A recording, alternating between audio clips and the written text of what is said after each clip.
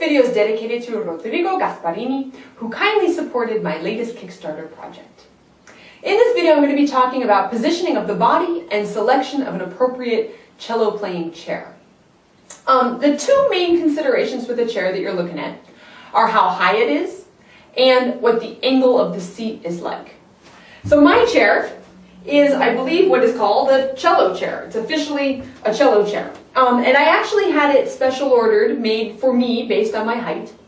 And height-wise, what I'm looking for is that when I'm sitting on the front edge of my chair, that my knees are slightly below the hips. Okay, and that helps keep my pelvis tilted slightly forward, not much. Okay, so knees slightly below the hips, that's the ideal.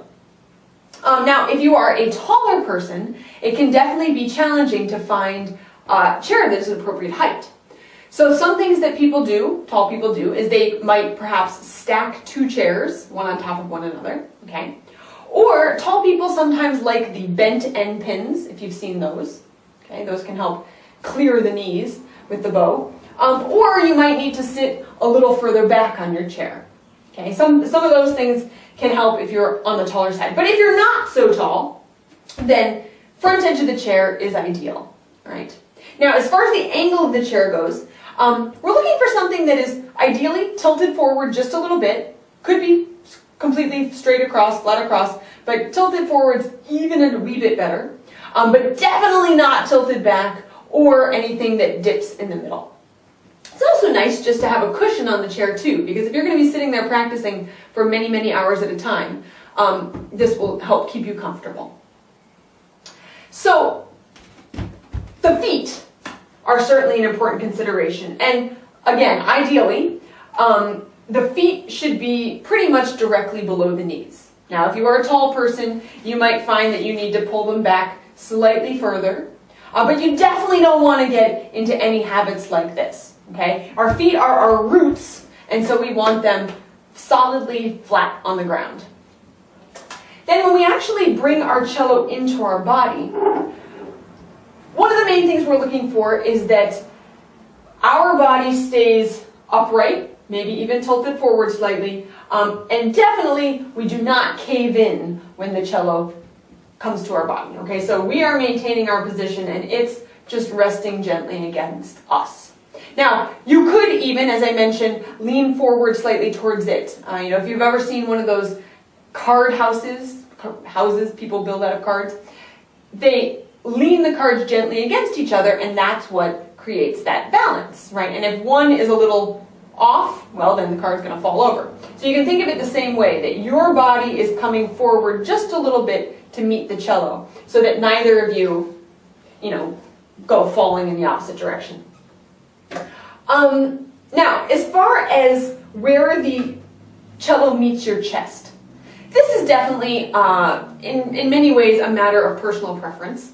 And certainly for women, each woman for herself needs to answer the very important question of above the boobs or below the boobs.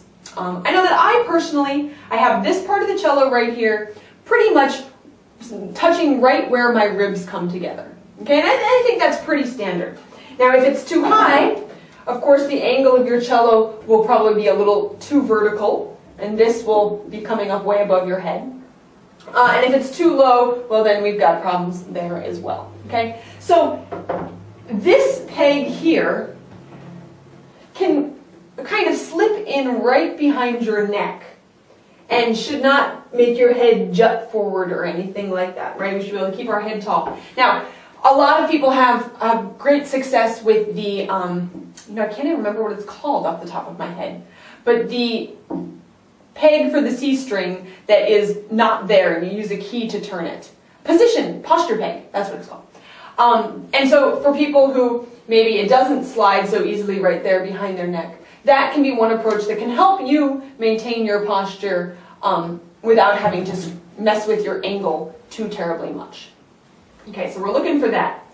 Then the end pin height is basically determined by all those other things. So it can be very helpful if you have someone there with you to start without your end pin out, get yourself situated so that it's meeting where you want it at your chest.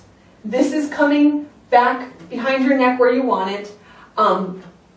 And your knees are comfortably supporting it in a way that, these knobby things don't jab into your legs in uncomfortable ways.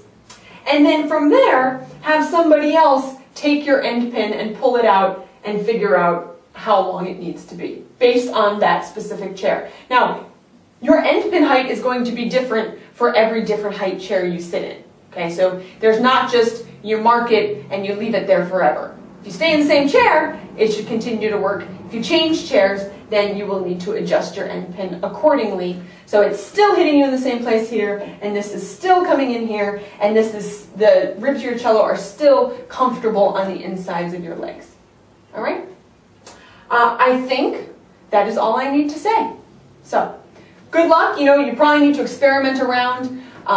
Takes a while to find that perfect spot where your cello and your body really can work as one.